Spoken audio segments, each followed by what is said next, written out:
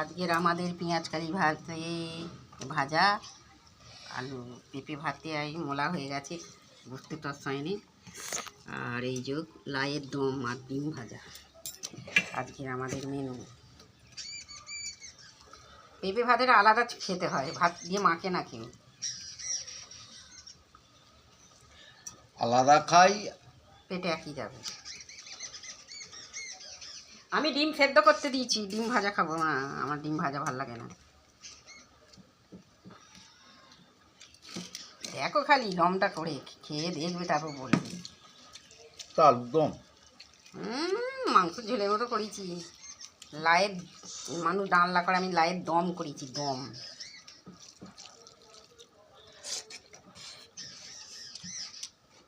কেমন হয়েছে?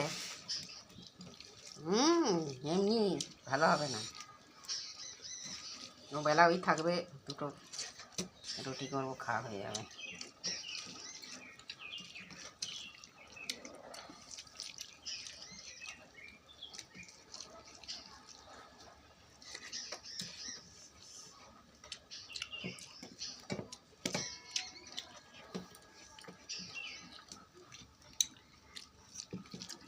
মটরশুঁটিগুলো ভালোই লাগছে, বলো, দুটো দুটো করে বার করছি।